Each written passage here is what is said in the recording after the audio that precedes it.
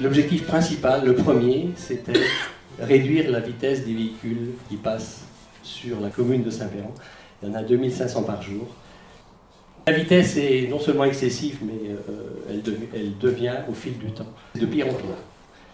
Le deuxième objectif, c'était de faciliter ce qu'on appelle aujourd'hui globalement les circulations douces au sein de l'agglomération. C'est les chemins piétons et les vélos s'ils veulent les poussettes, les vélos s'ils veulent les emprunter aussi.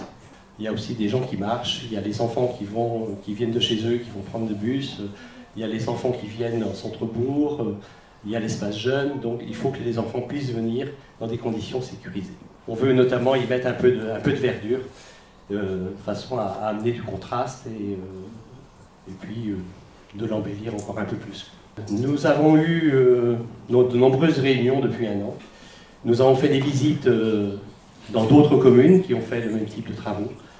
On a toujours une contrainte, hein, c'est forcément la contrainte financière. Alors c'est l'aménagement lui-même, c'est un budget de 300 000 € hors taxe. Et, estimé, oui, voilà. Maintenant, l'appel d'offres nous dira si on est un peu en dessous ou un peu en dessus. C'était donc le projet qui a été présenté à la réunion publique qui a eu lieu fin avril.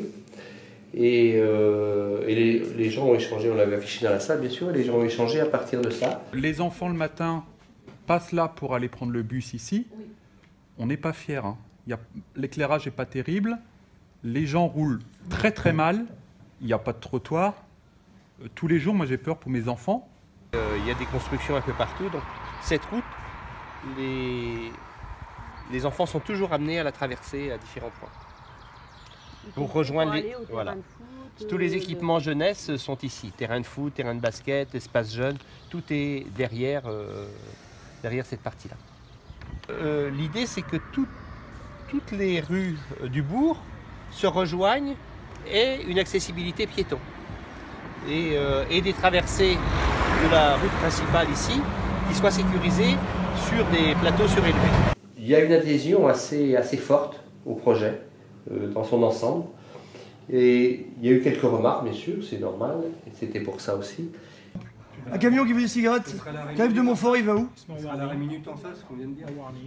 Où? En face, où ça?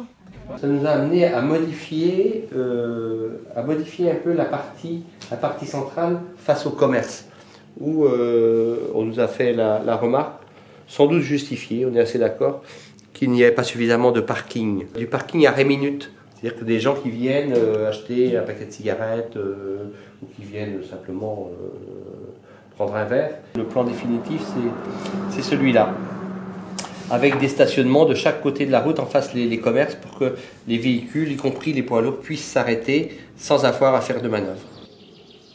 L'histoire des caniveaux, c'est aussi pour que le matériel agricole puisse passer et que l'activité économique qui fait partie de notre centre-bourg puisse continuer aussi. L'enjeu majeur ici, ça va être effectivement de créer un dévoiement de façon à impacter le début du bourg pour les véhicules. On a 1, 2, 3 poteaux électriques qui vont être supprimés. Des candélabres vont être mis et ce qui participe encore à redonner de l'esthétique, retravailler l'esthétique du bourg également. Puisque encore une fois, auprès de l'église, ça a été déjà aménagé. On n'a pas voulu trancher dans les couleurs, on veut garder une continuité dans cette esthétique-là. On est resté sur de la pierre locale, c'est-à-dire qu'on voit là par exemple sur la mairie, c'est de la pierre rouge, c'est vraiment de la pierre qui a été tirée des champs, j'exagère peut-être. Tout ce qui a été fait sur Saint-Péran a utilisé ce matériau, donc le souhait qu'on a émis auprès du cabinet d'études qui nous accompagne, c'est vraiment d'utiliser ce matériau encore pour raviver ce qu'est Saint-Péran. On vient d'apprendre récemment que l'État se désengageait de l'aménagement des bourgs. Je trouve que c'est quand même un peu dommage par rapport à ce que je disais tout à l'heure de relancer l'investissement. Donc il nous reste des aides du Conseil général. On a également une aide de la réserve parlementaire. Et puis le reste sera de l'autofinancement. Ceci dit, compte tenu des dernières nouvelles, on va devoir étaler les travaux sur plusieurs années et on refera une demande à l'État l'an prochain pour la continuité des travaux, en espérant qu'on soit mieux reçu que cette année. Il faut absolument que les fondamentaux, les écoulements, la voirie, tout ça soit réussi.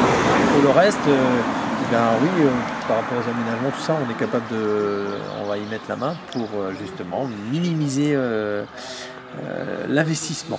Voilà. Minimiser l'investissement financier en maximisant l'investissement des habitants.